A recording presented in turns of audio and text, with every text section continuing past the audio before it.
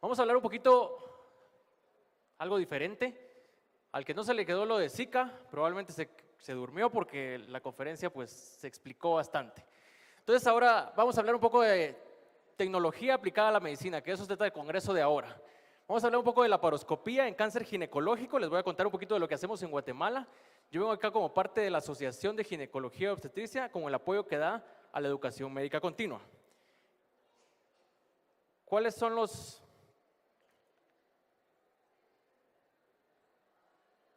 objetivos de la plática? Vamos a dar una pequeña introducción, les voy a hablar un poco de la evidencia que hay en cáncer de endometrio, ovario y cérvix en relación a laparoscopía y cáncer, y la experiencia de lo que hacemos acá y las conclusiones. Para esto pues hay que abrir un poquito la mente, porque vamos a ver cómo operar de forma diferente, no hacerlo lo que está siempre, lo que clásicamente se piensa de que todo el cáncer se tiene que operar abierto. No, aquí vamos a ver que lo podemos hacer diferente. El cáncer ginecológico, tenemos el cáncer de cérvix, el cáncer de endometrio, el cáncer de ovario, y estas son las neoplasias más frecuentes en el mundo, especialmente en países en desarrollo, en vías de desarrollo, el cáncer de cérvix, y los desarrollados el endometrio y el ovario. Las estadísticas de aquí de Guatemala pues son muy parecidas, si vemos las estadísticas del INCAN son muy parecidas, y vamos a ver cómo ha evolucionado la cirugía a lo largo de la historia en relación a cáncer. A principios del siglo pasado, lo que trataban de hacer los oncólogos o lo que se trataba de determinar en cáncer era cuál era la cirugía adecuada, qué tanto debo quitar, qué debo quitar, quito esto, no quito esto, qué tan radical tengo que ser. Después evoluciona la medicina, evoluciona la tecnología y ahora ya en 2016 lo que se busca es mejoras en técnicas quirúrgicas y cómo cambiar la calidad de vida de nuestras pacientes. Claro, dentro de todo ese contexto, dentro de todo ese tiempo, hay más conocimientos y más tecnología.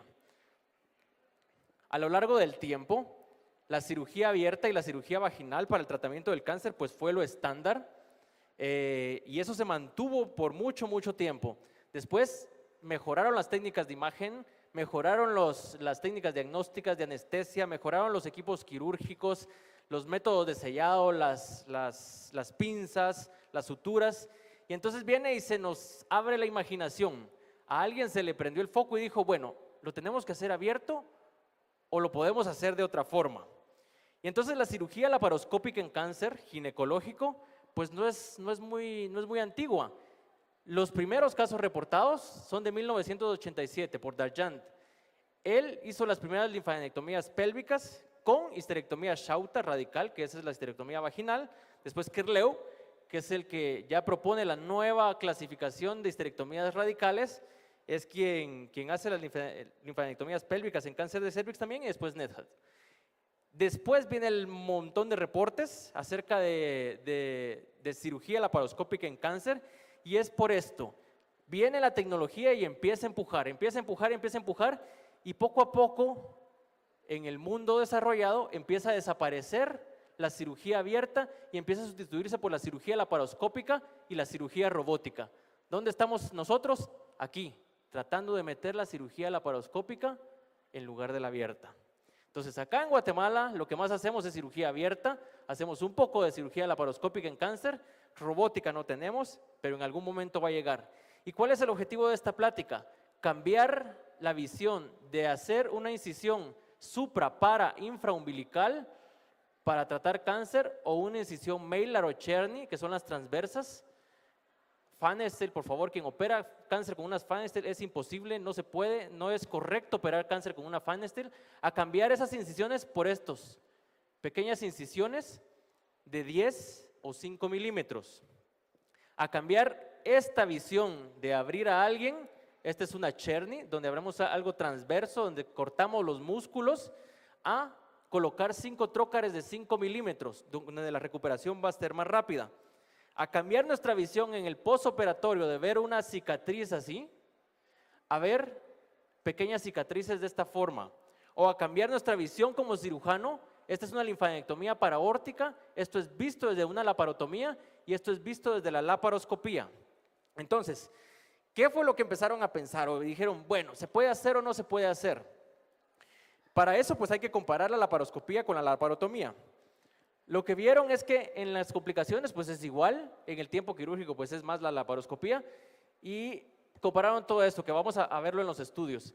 Pero lo que más llama, o sea, lo que sí dio paso al cambio es que es lo que vemos en cáncer. Cuando tenemos un tratamiento nuevo en cáncer o algo que se sale de lo que usualmente hacemos, con lo que comparamos es en recurrencia y supervivencia, porque eso es lo que queremos en cáncer. ¿La gente vive más o le regresa más el cáncer con este nuevo tratamiento, sí o no? Y vieron que la laparoscopía y la laparotomía eran iguales. Entonces, si eran iguales, pues se puede comparar. Si la laparoscopía hubiera sido peor, dicen, esto no sirve. Complicaciones hay en la laparoscopía. Las complicaciones dependen de muchas cosas. Son muy parecidas a la parte abierta, pero no hay estudios que las establezcan. ¿Por qué? Porque el cirujano usualmente no se puede aleatorizar. ¿Por qué? Porque el cirujano a veces puede ser un joven, a veces puede ser un viejo, hay con entrenamiento, hay quien está en la curva de entrenamiento, hay quien está familiarizado con el procedimiento, que eso es de un cirujano a otro, pero el mismo cirujano, la misma persona puede cambiar si está cansado ese día, si está distraído, si está apurado o si está bajo presión emocional. Son cambios que pueden dar pauta a complicaciones durante la cirugía. Las complicaciones son iguales: lesiones térmicas, lesiones a vasos sanguíneos, lesiones a otros órganos, sangrado, fístulas. Esas son las complicaciones de la laparoscopía. Convertir a alguien de laparoscopía a la laparotomía no es una complicación, solo cambiamos la forma de abordarla, ¿ya? Y cuando tengamos una complicación, ya sea abierta o laparoscópica, la comunicación es lo más importante. Si a ustedes le explican a su paciente qué es lo que le pasó, por qué se complicó y cuáles eran las indicaciones de que se hizo este procedimiento, lo más probable es que tengan menos demandas.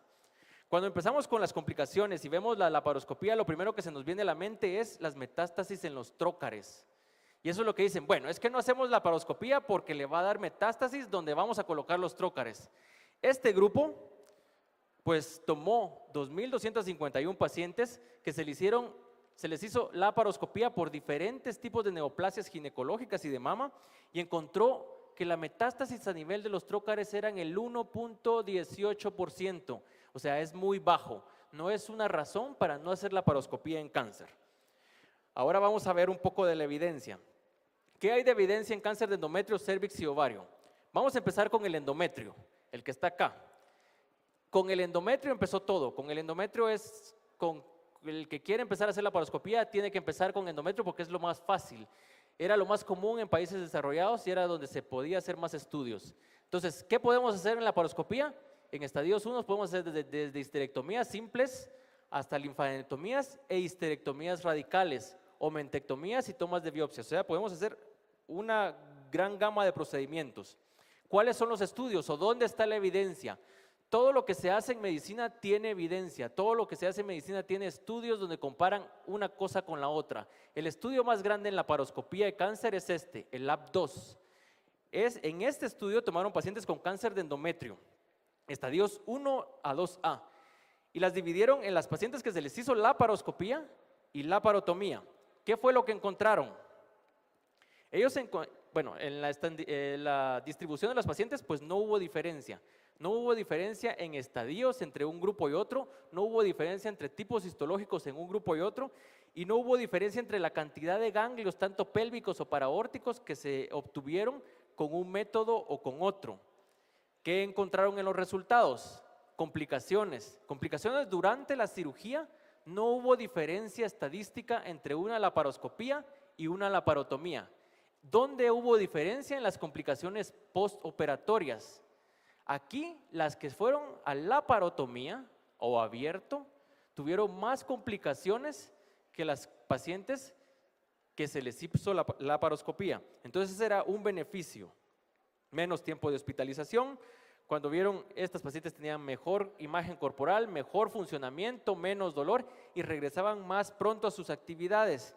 ¿Y en qué se traducía esto? Era en mejor calidad de vida para las pacientes. Estas pacientes también, si necesitaban una radioterapia o una quimioterapia posterior, la podían recibir en menos tiempo que la paciente que se le realizaba abierta. Claro, a veces no se puede completar todo por laparoscopía. Ellos lograron completar el 74% de los casos. La mayoría de los casos que no se pudo completar por laparoscopía fue por pobre visibilidad. La otra razón fue por enfermedad metastásica o por sangrado. No hubo diferencia entre detectar enfermedad avanzada con un método y otro. ¿Qué es enfermedad avanzada? Y eso se los van a preguntar los pacientes. Mire, doctor, pero ¿me va a lograr revisar todo o lograr determinar qué tan extenso está con la laparoscopía? Sí, es casi igual, 17%, 17%. No hubo diferencia estadística significativa. Y en lo que nos importa en cáncer, ¿viven más o viven menos? Cuando comparamos laparoscopía con laparotomía en supervivencias y recurrencias, no hubo diferencia en un método y otro. Esto pues lo vamos a ver más adelante, son métodos de abordar las linfadenectomías, tanto extraperitoneal, transperitoneal y retroperitoneal. Y el resumen es que en la extraperitoneal, especialmente en pacientes obesas, podemos obtener mayor cantidad de ganglios paraórticos. ¿Qué hay en cáncer de ovario? En cáncer de ovario podemos hacer varias cosas, tanto en estadios tempranos como en estadios avanzados. Estadios tempranos es que está limitado ahí al ovario o a la pelvis. Estadios avanzados es cuando ya se diseminó hacia el resto del abdomen. Podemos hacer una estadificación por cáncer de ovario, la podemos hacer muy bien por laparoscopía. Lo que no podemos hacer es la citorreducción. Citorreducción, la palabra quiere decir quitar todo el tumor que sea visible, porque eso le va a beneficiar a la paciente. Pero la laparoscopía nos puede ayudar a evaluar si lo podemos hacer o no lo podemos hacer. ¿Qué hay en cáncer de ovario temprano?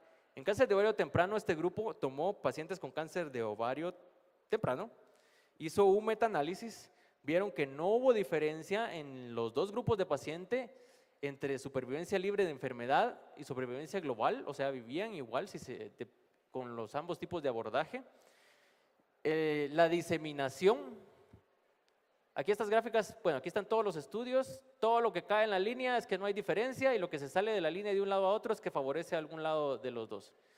Entre que se diseminó más o no, no hubo diferencia entre la laparoscopía y la laparotomía. En aumentar el estadiaje, tampoco hubo diferencia. Donde sí hubo diferencia fue en el tiempo quirúrgico. La laparoscopía sí toma un poquito más de tiempo que la cirugía abierta, pero la laparoscopía sangra menos, hay menos días de hospitalización, las complicaciones durante la cirugía ya las hablamos, igual que en cáncer de endometrio no hubo diferencia, y en las complicaciones posoperatorias pues hubo menos complicaciones posoperatorias con la laparoscopía. Entonces en cáncer de ovario temprano es una alternativa y se puede usar. ¿Qué hay en cáncer de ovario avanzado? Avanzado es cuando está diseminado, cuando hay implantes fuera.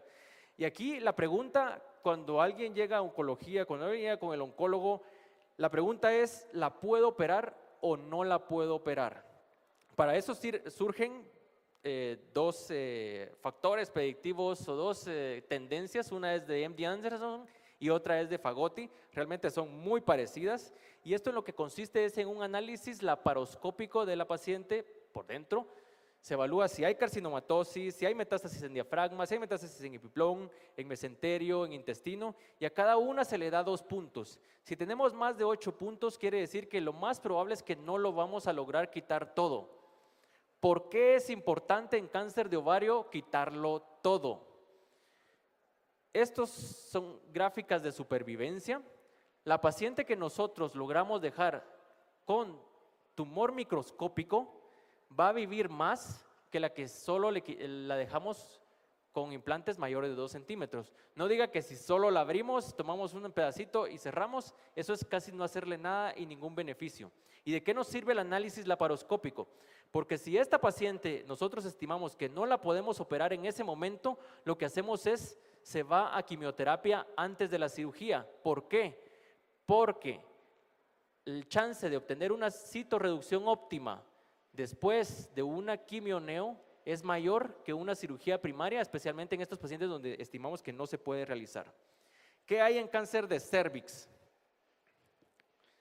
En cáncer de cérvix podemos hacer varias cosas, desde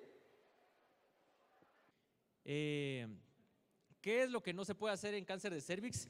Y ahí lo tenía en la gráfica, es especialmente que les quede aquí, es en estadios avanzados. Los estadios avanzados no se operan, Por favor, no operen estadios avanzados.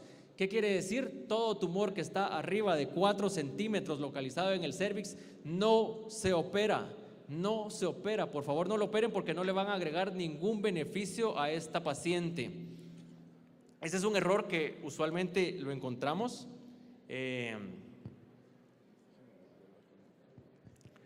lo encontramos cuando nos refieren pacientes, es que se encuentran con pacientes con cáncer de cervix estadios avanzados y que las terminan operando. Por favor, no operar cáncer de cervix avanzado.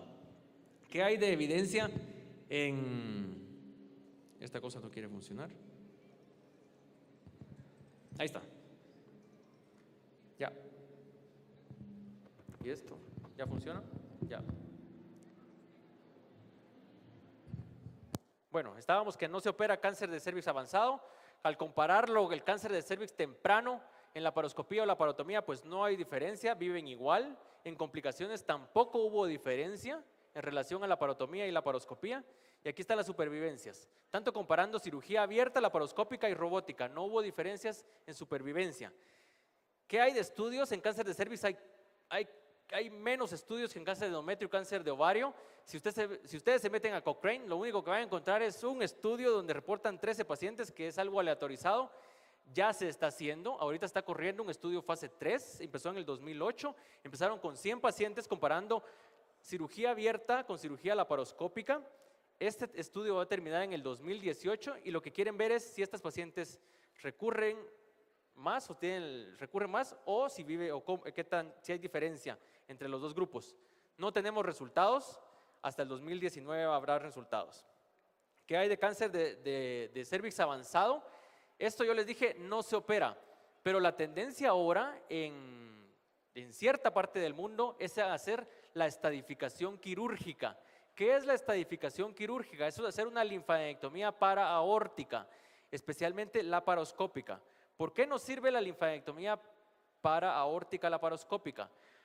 Se está corriendo ya el estudio y lo que quieren determinar es determinar si en el paraórtico hay metástasis o no hay metástasis, porque se ha visto que estudios de imagen, tanto tomografía como PET, puede tener un rango de error del 20 al 30% y ese rango de error nos quita el beneficio de extender el campo de radioterapia hacia paraórticos y eso puede mejorar la supervivencia.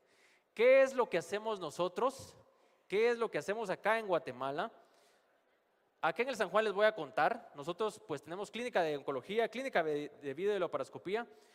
Tratamos de tomar un camino que es el de la laparoscopía, a ver cómo nos iba. Empezamos en el 2013 con el primer caso. Lo primero que hicimos fue cáncer de endometrios. Lo que utilizamos son lentes de 5 y de 10, de 0 grados. No utilizamos de 30 porque no tenemos lente de 30. Sí tenemos energía, realmente sin energía no podríamos realizar estas cirugías. Usamos este tipo de movilizador porque nos sirve mucho tanto para que no se escape el gas a nivel de vagina. Y, por ejemplo, en casos de linfadenectomías, hemos hecho 25 casos de linfadenectomías, tanto transperitoneales como extraperitoneales.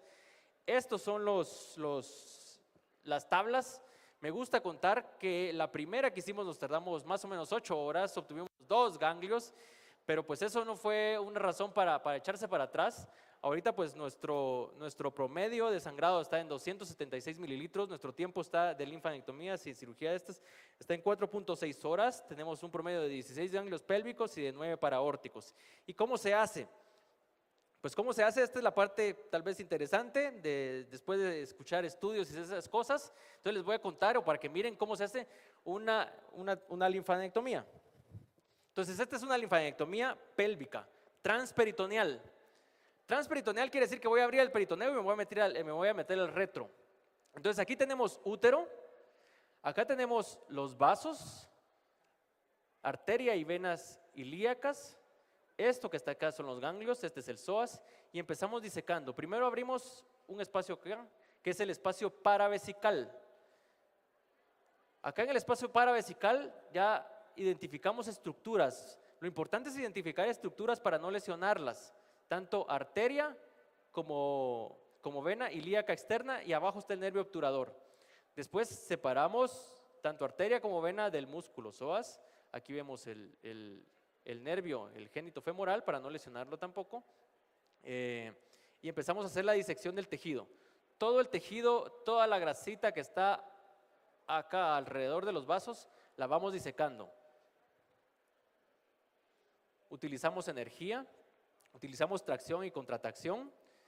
Ya que disecamos la parte de la arteria, nos vamos con la parte de la vena. Con la parte de la vena a veces se puede hacer muy fácil, solo con realizar este patinaje los ganglios se van muy bien. Y después vamos hacia la parte ya de la fosa obturatriz y retiramos todo el paquete ganglionar en bloque. Aquí por la sangre se oscurece un poquito. Este es el paquete de ganglios, ya lo resecamos y es lo que mandamos a análisis de patología. Esa es una linfadenectomía pélvica, transperitoneal. Y aquí está, ya limpia la fosa obturatriz y después ya hecha la linfadenectomía. ¿Qué hay de la linfadenectomía paraórtica transperitoneal? Aquí pues nos pasamos a ver desde otro punto de vista. Acá tenemos la cabeza de la paciente y aquí están las piernas de la paciente. Entonces estamos viendo hacia arriba, hacia donde está el anestesiólogo. Empezamos abriendo el retroperitoneo e identificamos estructuras. ¿Qué estructura identificamos primero acá? Fue la cava. Acá tenemos la vena cava y aquí tenemos la arteria aorta. Vamos disecando la cava hacia la parte cefálica hasta localizar la vena renal. La vena renal está acá arriba. Este es un punto muy delicado donde podemos tener sangrado. Y acá salen las venitas del residente o los fellow veins, se llaman así porque es donde nos sangra cuando empezamos a hacer linfadenectomías. Es el punto donde más lesionamos, entonces hay que tener cuidado ahí. Aquí ya estamos retirando los ganglios intercavo aórticos. Si ven, aquí va cava y aquí va aorta. Aquí ya los retiramos, nos vamos acá hasta la renal, los mandamos a analizar y ahora nos vamos a los paraórticos. Los paraórticos son los que están del lado izquierdo. Acá tenemos aorta, identificamos estructuras, aquí vamos, ese es el uréter del lado izquierdo, ya lo tenemos identificado, no lo tenemos por qué lesionar y vamos a hacer una linfadenectomía que es supramesentérica. Esta es la arteria mesentérica inferior, ya disecamos lo que está abajo de la arteria mesentérica inferior, ahora disecamos los ganglios que están arriba de la mesentérica inferior. Todo esto es con energía para que sangre menos. Aquí viene la vena renal, ya disecamos los ganglios y ya nos queda la disección completa. Entonces tenemos vena cava, tenemos acá la vena renal, la arteria aorta, la arteria mesentérica inferior. Acá de este lado pues vamos a ver el uréter, que lo tenemos por acá. Y esa es una linfadenectomía paraórtica transperitoneal. Hay otra forma de abordarlas, está lo que les había comentado que es la extraperitoneal. Extraperitoneal quiere decir ya no meternos en el abdomen. Miren qué bonito queda, sin una incisión de aquellas enormes. Extraperitoneal, el abordaje es diferente y donde lo vamos a ver es diferente, es a un costado, especialmente del lado izquierdo de la paciente. Aquí ve el recto y aquí vamos a colocar los trócares. Entonces, ¿qué hacemos? Aquí ya vimos hacia la parte de adentro, ya tenemos el laparoscopio acá metido. Vamos a hacer una incisión 2 centímetros medial de la cresta, más o menos una incisión de 1.5 a 2 centímetros. Introducimos el dedo y hacemos una disección digital, sin perforar el peritoneo, Después colocamos un trócar de estos que tienen un baloncito en la punta. Si ven, ahí lo colocamos, no perforamos el peritoneo, estamos en el retroperitoneo, por eso es extraperitoneal. Y después pasamos el gas, el CO2, hacia la otra parte. Entonces cuando pasamos el CO2 van a ver que se empieza a expandir. Aquí la clave es no romper el peritoneo y así quedan los trócares. Entonces empezamos a hacer la disección de la parte de los paraórticos. Aquí la visión cambia, porque es diferente ver este salón desde acá que verlo desde aquella puerta. Entonces tenemos el uréter y los vasos ováricos. Aquí tenemos la arteria ilíaca común y empezamos a hacer la disección de los ganglios paraórticos, los que están del lado izquierdo. Todo esto es lado izquierdo.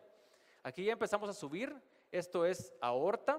Aquí ya quitamos los ganglios paraórticos, que es todo este tejido, y tratamos de llegar hasta la vena renal, que es la que va a estar acá. Nuestro punto de referencia para la vena renal es la vena ovárica, porque esa es la que va a ir a drenar a la vena renal. Si ven, el sangrado es poquito. Aquí ya tenemos la mesentérica inferior, ya disecada. Y vamos hacia el lado derecho. Tenemos el uréter acá pegado del lado izquierdo y ahora vamos hacia el lado derecho. Vamos a identificar también el uréter del otro lado. Y aquí empezamos a resecar ganglios que están pre-cava. Podemos hacer linfadenectomías pélvicas extraperitoneales también. Aquí nos vamos hacia la parte de abajo. Acá tenemos la arteria y la vena ilíaca externa que están en esta parte. Aquí ya disecamos el tejido ganglionar y así es como queda. Así es como queda una disección pélvica paraórtica extraperitoneal. Arteria y vena ilíacas externas. Aquí está la fosa obturatriz. Aquí vamos a ver el nervio obturador. Aquí ya la fosa queda limpia.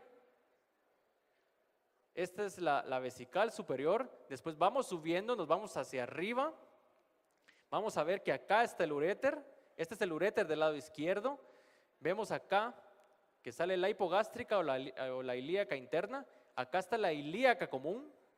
Aquí está la bifurcación de la aorta. Aquí están las dos ilíacas comunes. Vamos hacia el otro lado. Este es el uréter del lado derecho. Y al subir, pues ya tenemos la aorta, la arteria mesentérica inferior y llegamos casi hasta la vena renal. ¿Qué hay en relación a histerectomías radicales? También hacemos histerectomías radicales. Llevamos pocos casos porque usualmente tratamos de buscar los casos ideales, los casos que tienen tumores pequeños, pacientes delgadas que no se compliquen. Estos son nuestros casos. En promedio son 42 pacientes, tenemos un promedio de 4.3 horas, el sangrado sí sangra un poquito más. Y vamos a mostrar un poquito de lo que hacemos en histerectomías radicales. ¿Cómo se hace una histerectomía radical? Pues los trócares los ponemos así, 2 a cada lado, usualmente de 5 milímetros y un trócar de 5 milímetros también en ombligo. Empezamos abriendo el reto peritoneo como cuando hacemos las linfadenectomías pélvicas. Aquí no voy a mostrar cómo hacemos las linfadenectomías pélvicas. Aquí lo que empezamos es hacer en los espacios, el espacio paravesical y el espacio pararectal para identificar los parametrios. Aquí ya tenemos el paravesical. Aquí estamos haciendo el espacio pararectal. Si ven, aquí es donde va el uréter, aquí es donde se mete el uréter y aquí va el ligamento cardinal. Ese es el primer paso que hacemos. Después podemos hacer el espacio de Latzko, que es este que está aquí entre el uréter y el peritoneo. Y ya después hacemos la disección. Aquí ya hicimos la disección pélvica y tenemos la hipogástrica y aquí es donde sale la arteria uterina. Aquí estamos ligando la uterina desde su origen. Entonces colocamos 2 sellos y después hacemos otro y ahí la seccionamos. Si ven la arteria uterina, pues es una ramita muy delgada, pero pues sangra bastante. Y aquí va el uréter. Si ven, el uréter pasa muy cerca. También creamos otros espacios, que acá tenemos el útero, aquí están los úteros sacros y vamos a hacer el espacio recto vaginal. Si ven, aquí está recto y aquí arriba va a estar vagina. Después bajamos vejiga, utilizamos también bastante energía para que no nos sangre. Aquí está la vejiga, acá está el útero. Lo vamos haciendo con energía, va bajando, disecando poco a poco. Hasta que localizamos parte de vagina. Aquí vamos a ver el manipulador, que está la copita del manipulador, que eso nos sirve para poder dar un margen adecuado. Acá es donde se va a meter el uréter, se mete a la vejiga, que es en esta parte, y la parte donde tenemos que tener más cuidado porque es donde más nos sangra. Aquí está donde seccionamos los ligamentos redondos. Usualmente tratamos de hacerlo lo más pegado a la pared que se pueda. Ya seccionamos los redondos y aquí es donde sacamos el uréter del parametrio. Este es el punto tal vez más delicado porque donde por lo menos a nosotros hemos tenido más complicaciones en relación a fístulas. Acá tenemos uréter, aquí va a estar la vejiga, destechamos el uréter, vamos disecándolo hasta tenerlo completamente separado y esto nos sirve para dar el margen de parametrio y el margen de vagina. Aquí está uréter y por acá va a estar la vejiga, que es donde hacemos ya la disección. Vamos a ir adelantando un poquito.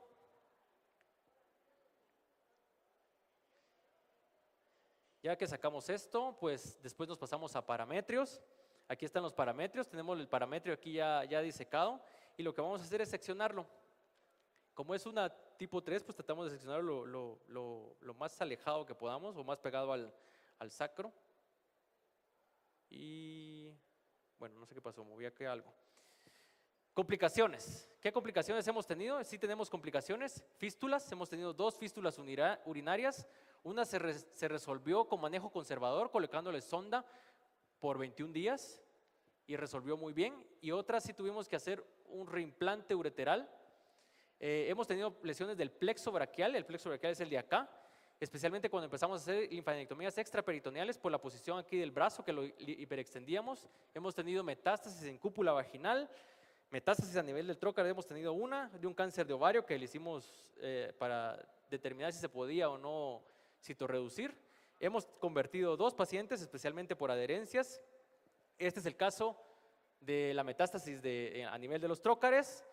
Estos son los casos, esto es el resultado. Hemos operado pacientes delgadas, pacientes gorditas, las incisiones son muy pequeñitas, al día siguiente están paradas como que sin nada y les va muy bien. Conclusiones: la laparoscopía en pacientes con cáncer de cérvix, endometrio y ovario tiene menos complicaciones postoperatorias, menos sangrado, mayor tiempo quirúrgico, recuperación más rápida, menos tiempo para recibir adyuvancia, una mejor calidad de vida y no afecta la supervivencia.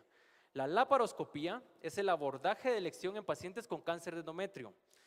En pacientes con cáncer de cérvix solo hay estudios retrospectivos, pero al parecer no afecta supervivencia y tiene menos morbilidad. En relación a pacientes con cáncer de ovario, nos sirve mucho para evaluar si se pueden citorreducir o no. El cáncer, las cirugías previas, la obesidad no son contraindicación para realizar una laparoscopía. Y esto es otra parte de las conclusiones. Esto lleva un tiempo aprenderlo a hacer.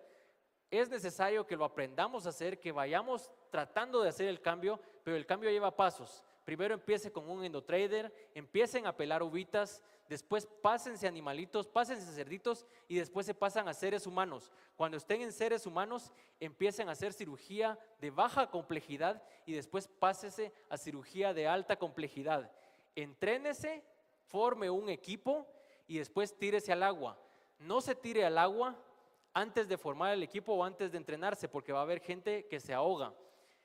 Este es mi equipo está formado por residentes, por internos, por externos, por jefes, que son de los mejores, y después hay que irse actualizando, ir actualizándose poco a poco, y aquí les pongo esta foto que es del Hospital General San Juan de Dios, y la pongo para que no se asocie al hospital solo con noticias malas. Aquí también hay gente de calidad que hace cosas buenas.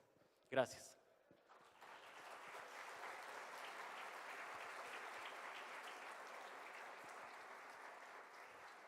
Bueno, como estamos un poquito cortos de tiempo y me toca 2 pláticas seguidas, vamos a hablar ahora un poco de ganglio centinela en cáncer de mama.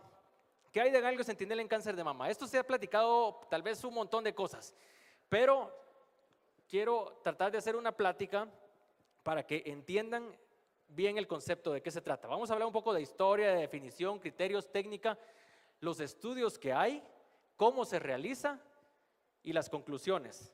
En cirugía de mama, pues la historia, a través de la historia, la cirugía ha tenido un papel muy importante y se han diseñado muchos procedimientos quirúrgicos, desde procedimientos mutilantes, de quitar la mama, quemar a lo largo del tiempo. Pero es hasta el siglo pasado, cuando ya empieza la era moderna, donde se reporta las histerectomías de Halsted. Y estas consistían en retirar la mama, retirar los músculos pectorales y los ganglios de la axila. Después, conforme ese concepto quedó durante mucho tiempo, después empezó a surgir la duda: ¿tenemos que ser tan radicales o tenemos que ser tan invasivos o no es necesario? Conforme mejoró la quimioterapia y la radioterapia, empezamos a pasar de cosas de estas a hacer cosas menos radicales. Entonces, el ganglio centinela, ¿para qué nos sirve? Ganglio centinela sirve para evaluar axila. ¿Por qué nos sirve evaluar axila en un cáncer de mama? Porque nos determina el estado ganglionar y es uno de los factores pronósticos importantes. ¿Por qué es un factor pronóstico importante? Es para las etapas en estadios tempranos, para estadificarlas, para el control local y nos ayuda a saber cuál es el tratamiento adyuvante que necesitamos. Tradicionalmente, para determinar el estado ganglionar de la axila, lo que se hace o lo que se recomienda es hacer una disección axilar o un vaciamiento axilar. En esto, la recomendación es hacer niveles 1 y 2 y opcional 3. Al inicio se hacían los 3 niveles. Después se dieron cuenta que en error de estadificación, en recurrencia, hacer los 3 niveles es igual que hacer nivel 1 y 2. Entonces dice, haga nivel 1 y 2. Si solo hacían una disección bajita o solo nivel 1, pues las recurrencias eran mayores, 12% comparado a 1%. Pero al hacer esta disección de ganglios a nivel de la axila, teníamos complicaciones. Nos encontrábamos con estas imágenes, con linfedemas muy severos, con dificultad para mover, que eso disminuía la calidad de vida de estas pacientes. Entonces, ¿cómo cambiamos la calidad de vida? ¿O cómo hacemos esto menos radical o disminuimos las complicaciones? Y ahí viene el concepto de ganglio centinela, que es quitar menos ganglios. ¿Dónde se originó ese concepto de ganglio centinela? Pues en 1977, Cabañas fue el que lo hizo primero en cáncer de pene. Lo que pasa es que no se popularizó tanto porque cáncer de pene pues no es tan común. Después Morton lo realizó en melanoma y donde es más popular es en cáncer de mama, que en el 93 y 94 fueron Crack y Giuliano los que empezaron a realizarlo. ¿Cuáles son las definiciones? Las definiciones es, ganglio centinela es el primer ganglio que recibe el drenaje linfático de la mama. Es el primero que está ahí. Mapeo linfático, que son diferentes, es utilizar un colorante, utilizar un radiofármaco o ambos para localizar ese ganglio centinela. Y la biopsia pues es quitarlo. En otras palabras, y tal vez si se les quedan estas 2 diapositivas, es ya con lo que quedamos. Entonces los que están dormidos, por favor despiértense y que se les quede, aunque sea estas 2 diapositivas. Entonces, ¿qué es ganglio centinela? Tumor. Tenemos ganglios en la axila, todos tenemos ganglios en la axila, todos tenemos como el ganglio centinela, que es el primero donde va a ir el drenaje linfático, es este. Pero entonces aquí decíamos, si todos son verdes, ¿cómo sé cuál quitar? ¿Cómo sé cuál es el ganglio centinela? Entonces viene alguien y dice, bueno, pongámosle azul o pongámosle un radiofármaco y así lo identificamos. Entonces, ya al colocar el radiofármaco o el azul, sabemos que este es el ganglio que tenemos que quitar. Eso lo podemos identificar con eso. Entonces, ¿qué es un ganglio positivo y qué es un ganglio negativo? Un ganglio positivo no es un ganglio azul. Un ganglio positivo no es un ganglio que marca radiofármaco. Ganglio positivo quiere decir es un ganglio que tiene células de cáncer. Un ganglio negativo es un ganglio que no tiene células de cáncer, que sea azul o que no sea azul. El azul solo es una forma de identificar ese ganglio. ¿Para qué nos sirve quitar ese ganglio? La teoría dice que el drenaje es ordenado. Entonces, si aquí hay células de cáncer y migran a través de los conductos linfáticos, para llegar acá, tienen que pasar por acá. Entonces, si analizamos estos ganglios y si no hay células de cáncer, lo más probable es que acá no haya células de cáncer. Entonces dice, si aquí no hay células de cáncer, aquí no van a llegar, entonces dice, no quite el resto de ganglios. Si aquí llegaron las células de cáncer, lo más probable, o es probable que lleguen más para allá. Entonces dice, bueno, hágale lo que tradicionalmente está descrito, disección de ganglios. Bueno, eso sí al estilo Plaza Sésamo, cómo es el ganglio centinela. Entonces, el riesgo del linfedema pues sí se disminuye. Si solo una paciente que solo no necesita la disección axilar, que le hacemos solo ganglio centinela, tiene 2% versus un 13%. También hay menos complicaciones en relación a movilidad del brazo, a entumecimiento, a hormigueo, que favorecen a las pacientes a las que se les hizo ganglio centinela versus a las que se les hizo la disección. Claro, no a todas se les puede hacer ganglio centinela. ¿A quiénes se les hace? A las pacientes con cáncer de mama temprano, tumores pequeños. Ojo, que tienen axila clínicamente negativa. ¿Qué quiere decir clínicamente negativa? Que ustedes la tocan y no es sospechosa de que tenga metástasis. Pacientes, es una indicación relativa, que tengan enfermedad multicéntrica o multifocal, cáncer de mama en hombres, pacientes en edad avanzada de obesidad, es porque a veces migra menos, que tengan cicatrices previas, usualmente a veces cuando hay cicatrices a nivel de la axila es menos probable que migren. Quimioneo, pues ahorita lo vamos a ver en un momento, y en in situ. In situ pues todavía no es un cáncer invasivo. En in situ, si solo es un tumor pequeño, pues no se tiene que disecar ganglios porque la probabilidad de que llegue metástasis a ganglios es menos del 1%, pero cuando tenemos un tumor in situ mayor de 5 centímetros, es probable que tenga focos de invasión. Entonces dice, hágale ganglio centinela. Si en una biopsia tenemos focos de microinvasión, es probable que haya metástasis a esos ganglios, y si le hacemos mastectomía. ¿Por qué si le hacemos mastectomía? Porque si quitamos la mama y no le hacemos ganglio centinela y después necesitamos estadificar la axila porque hubo un cáncer invasor, perdimos la oportunidad de hacerle ganglio centinela porque ya quitamos la mama. Contraindicaciones: cáncer de mama localmente avanzado, cáncer de mama inflamatorio, cáncer in situ con cirugía conservadora, lo que dijimos, y embarazo es una contraindicación relativa. ¿Qué usamos para hacer el mapeo? ¿Qué usamos para identificar el ganglio? Se pueden usar dos cosas, un colorante azul o un radiofármaco, que usualmente es el tecnesio. Los colorantes pueden ser azul patente, azul de metileno, azul de isosulfán. ¿Qué es lo que más usamos aquí en Guatemala? Azul de metileno. ¿Por qué? Porque lo encontramos en cualquier hospital, desde el hospital tipo A hasta el hospital tipo Z más bajo, podemos encontrar azul de metileno porque es muy barato. ¿Qué desventaja tiene? Que de los tres es el que migra menos. El tecnesio es muy fácil hacer la técnica con ganglio centinela, pero sí aumenta mucho los costos y necesitamos tecnología como gamasondas y gamacámaras para poder realizarlos. ¿Cómo se realiza? Se puede inyectar. Se inyecta a nivel de la mama, usualmente tiene que ser periareolar o peritumoral para que migre a través de los linfáticos. No se recomienda hacerlo intratumoral porque usualmente los linfáticos están obstruidos a ese nivel y la probabilidad de que migre es menos. Usualmente se esperan entre 15 a 30 minutos, se realiza un masaje. De azul se puede administrar 1 a 2 mililitros y de tecnesio se puede administrar una tarde antes o una mañana antes, usualmente 6 a 18 horas, y se administra entre 0.5 a 4 milicuries. ¿De qué depende la dosis de tecnesio que se administre? Es del tiempo, porque la vida media usualmente es de 6 horas. ¿Qué utilizar? Se puede utilizar agente único o solo un agente. ¿Qué ventajas hay si se usan combinados azul y tecnesio? Es que la razón de falsos negativos es menor. ¿Qué hay del estudio transoperatorio? Eso es lo que usualmente hacemos. Quitamos el ganglio y lo mandamos a transoperatorio a analizar.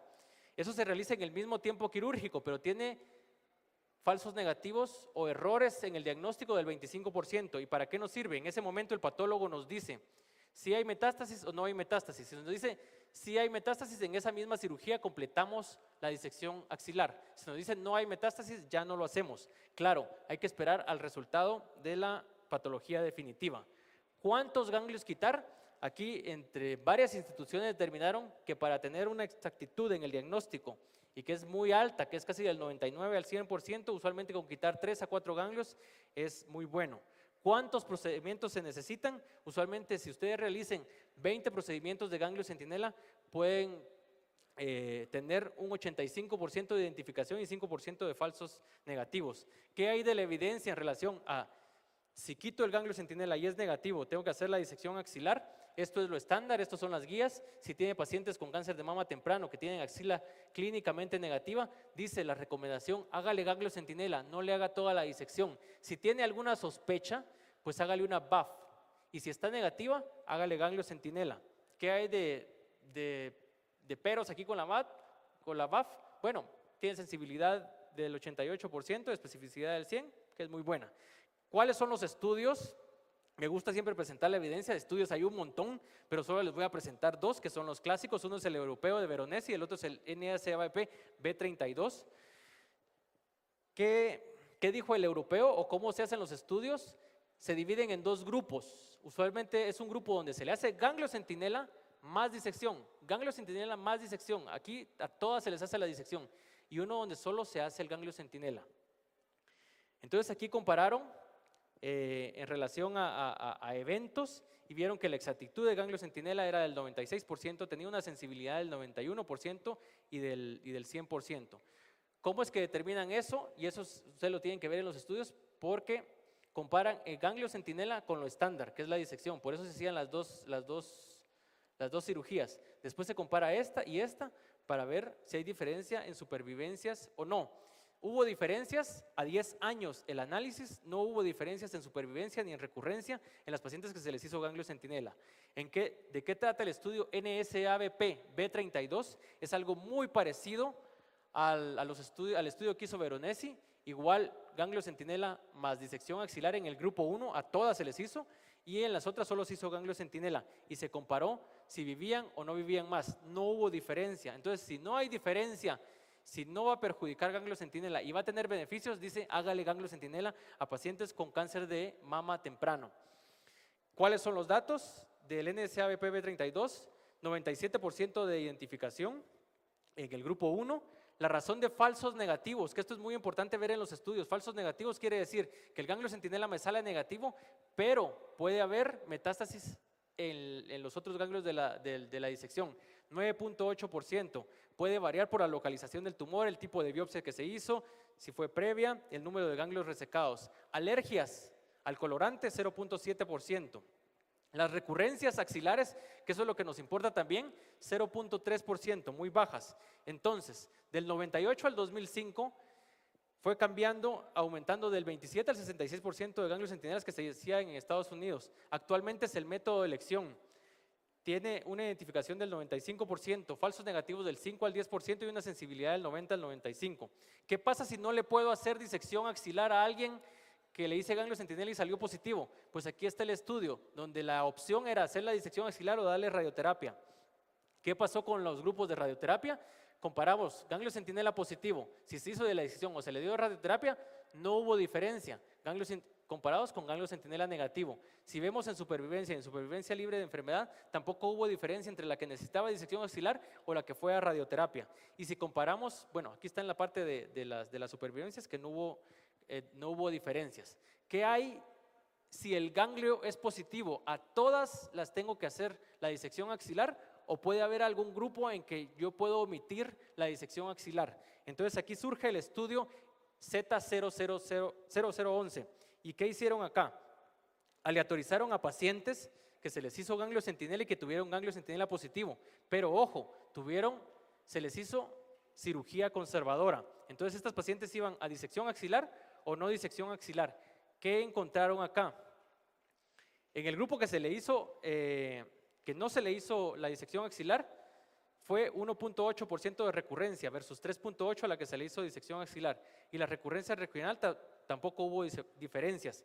Entonces, tenemos que pacientes seleccionadas que van a cirugía conservadora de mama con cáncer de ovario temprano, que van a recibir radioterapia y quimioterapia, y si tienen 1 o 2 ganglios centinelas positivos, se puede omitir la disección axilar en estas pacientes porque no afecta supervivencia ni supervivencia libre de enfermedad.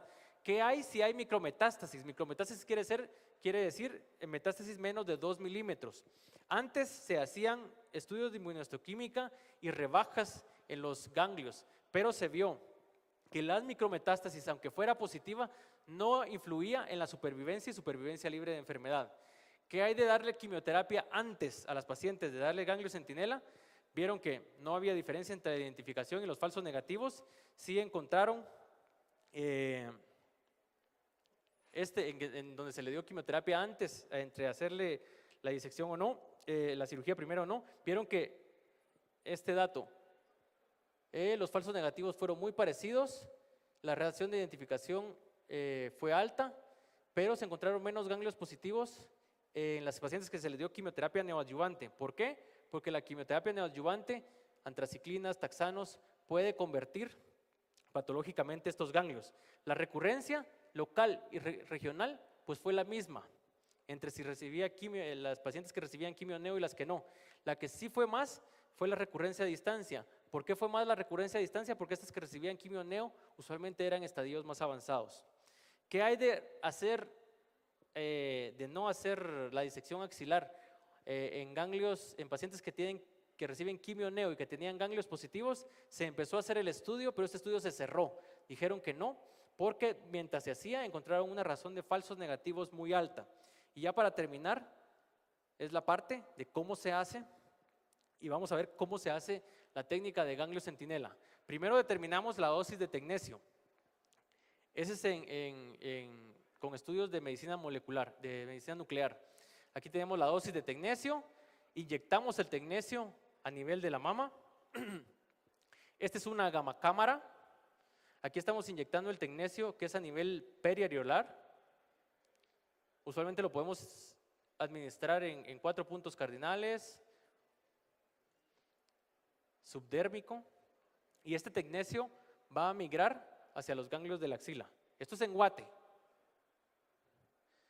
Aquí en la gamma cámara empezamos a identificar dónde está el sitio de la inyección, que es acá, y aquí vemos la migración, y aquí vemos un ganglio centinela y otro ganglio centinela. Entonces tenemos que sí hay 2 ganglios centinelas que vamos a ir a buscar durante la cirugía.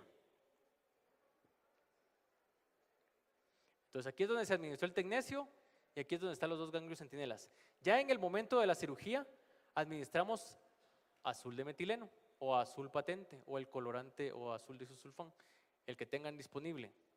Se administra también periareolar o se puede administrar peritumoral, usualmente 2 mililitros.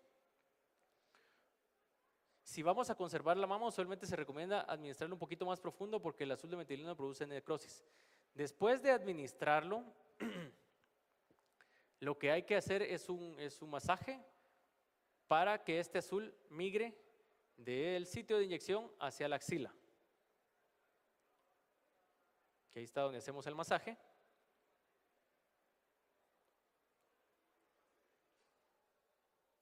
Y luego, utilizando la gamma sonda es este aparatito. Esto nos sirve para identificar el sitio donde está el ganglio. Entonces, esto emite un sonido. Usualmente aquí ahí emitió el sonido. Entonces, hacemos una incisión muy pequeñita. Y abajo de ese lugar va a estar el ganglio centinela. Si ven, la incisión es muy pequeña. Aquí está el ganglio. Ese ganglio es el que resecamos y el que mandamos con el patólogo. Lo mandamos con el patólogo y él nos dice, bueno, aquí estamos haciendo la cuenta, viendo la radioactividad de este ganglio. Vemos que sí tiene radioactividad, que sí tiene tecnesio, entonces sabemos que ese es el ganglio centinela y que no nos estamos equivocando, quitando otro ganglio que no es. Y el patólogo ya lo analiza y nos dice si es positivo o negativo, si tiene metástasis o no tiene metástasis. Si no tiene metástasis, no hacemos más disección axilar, si tiene metástasis, completamos la disección axilar. Conclusiones. No se recomienda realizar disección axilar a pacientes con cáncer de mama a estadios tempranos. Ganglio centinela es el método de elección para determinar el estado ganglionar de estas pacientes. Nivel de evidencia 1, grado de recomendación A, o sea, es fuerte la evidencia que hay en esto. Ganglio centinela negativo, eso quiere decir que no tiene metástasis, no realizar disección axilar. Igual, nivel de evidencia 1, grado de recomendación A. Pacientes que tienen axila negativa, clínicamente negativa, con tumores pequeños, que el ganglio centinela fue positivo, una opción es realizar disección axilar, que esa es la opción estándar, pero también en pacientes que tienen solo un ganglio centinela, que fueron cirugía conservadora, que van a recibir radioterapia y que no han recibido quimioterapia neoadyuvante, se puede evitar la disección axilar. Y la otra opción es darle radioterapia. ¿Qué hay si recibieron quimioterapia neoadyuvante? Neoadyuvante quiere decir antes de la cirugía. Si la axila es clínicamente negativa, se puede realizar ganglio centinela después de la quimioterapia. Si el ganglio centinela es negativo, no hacer disección axilar. Si es positivo, haga la disección axilar. Si la axila es clínicamente positiva en pacientes antes de recibir la quimio-neo, dice haga la disección axilar. Aquí no hay cabida para ganglio centinela. Es necesario realizar más estudios para eso. No hay suficiente evidencia para recomendar hacer ganglio centinela en cáncer de mama localmente avanzado, en cáncer de mama inflamatorio, en cáncer de mama in situ, que se realizará cirugía conservadora, y a veces en embarazo, si se utiliza azul de metileno o azul patente. Sí se puede realizar si se utiliza tecnesio. Gracias.